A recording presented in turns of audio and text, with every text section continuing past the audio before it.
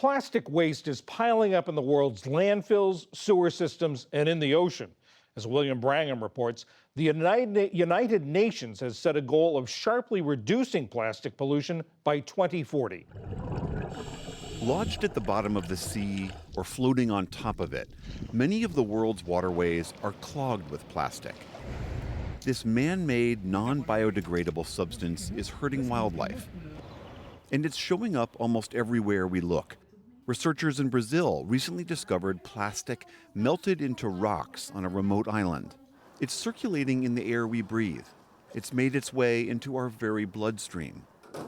The plastic problem is not new, but its reach seems to have no limits.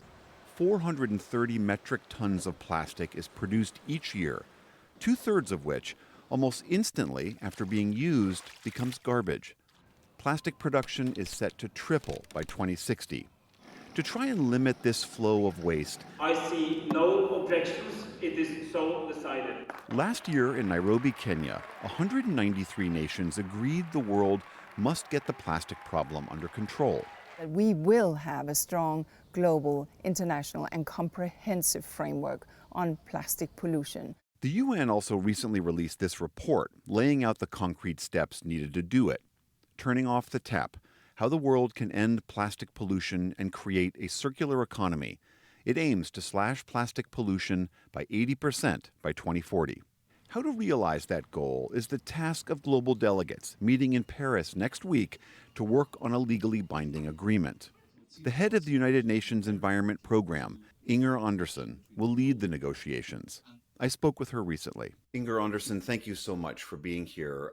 Before we get to the solutions that you're talking about, I wonder if we could just talk a little bit about the problem. I mean, here, especially in the US, but worldwide, we have heard this phrase, reduce, reuse, and recycle for what feels like a generation, and yet we still haven't gotten our hands around this problem.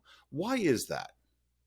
Well, I guess that it's fairly hard. This recycle story is not as simple as it sounds. When I put my plastic toothpaste tube that is now empty in my recycling bin, it doesn't always make its way. In fact, globally, we produce about 430 million tons of plastic a year, globally speaking, and 9% of that, just 9% ends up being recycled. So it's clearly something that we need to deal with, and recycling is not the only answer. We need to rethink the entire system of plastic production. Walk me through some of the details there. How do we then try to divert this tide to a more productive and healthy stream? Let's think about it. We liquefy a lot of stuff that in just 20 years ago was not liquid. Let's take soap for laundry detergent. It's largely liquid, certainly in the US market. It used to be powder, and therefore it could be transported in a carton box. Let's think about soap that we wash our hands with. It used to be in a bar, and now we need the convenience of one pump. But we have to ask ourselves if all that is worth it when we understand that liquidification of the product for our convenience, yes, but it is very, very inconvenient for the environment. So we need to rethink and redesign the products themselves. We need to make sure that we minimize that wasteful single-use plastic bag that we're going to be using for 10 minutes as we carry 5 tomatoes home from the store. And then thereafter, depending on the kind of polymer, it could be between 100 and 1,000 years in the landfill. That's just not very efficient use of a scarce resource. But I think that there are certainly industry leaders that are saying, look, this is actually something that if we don't get it right, it detracts from our shareholder value, and it detracts from the pride that our workers have in this product if it's bobbing out around in the ocean. This is not good for business. It's not good for the brand. So let's find solutions to it. Some of what your report is calling for is the creation of a circular economy around plastics. Is that possible when we know, though, that plastic, as you're describing, keeps breaking down in the environment? Are those things compatible? So I think that there are many things that already now we can just exit. But no, circularity is not the solution, but it's one of the elements of a solution. And that means that take-back schemes, whether it's extended producer responsibility or whether it's municipal take-back schemes. There are many, many things that we've seen across different countries. In Chile, for example, which is a poorer country than the US, of course, you buy a bottle and that is yours for keeps, and it has an electronic little gadget so that when you go to the machine knows that it's your bottle, and you put in the money that you want and you get the detergent from the machine that you want. And if you can only afford this much, that's what you get. And if you can afford more, you can buy more. So refill schemes are very interesting.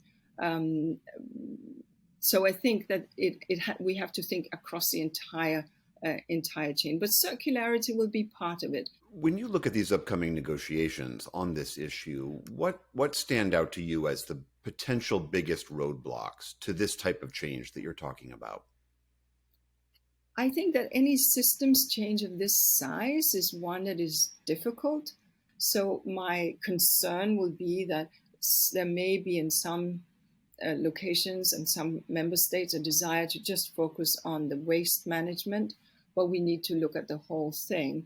But the good thing is that I think across the political spectrum, from left to right and across the world, there is a desire to find solution. And that's unique. It's very much similar to the ozone negotiations that we had back in the late 70s and early 80s, where it was clear that we needed to exit CFCs, these chlorofluorocarbons, these chemicals that degraded the ozone layers and were opening human health to cancers and ourselves to runaway climate change and impacts. At the time, it was said it's impossible. How can you change the freons that are enabling our cooling systems and our air conditioners and our fire retardants and our spray cans? And then we did it. So it is difficult, but when we do it right, we can do this. And it is exactly the same on the plastic side. All right, Inger Andersen of the United Nations Environment Program, thank you so much for being here. Thank you for having me.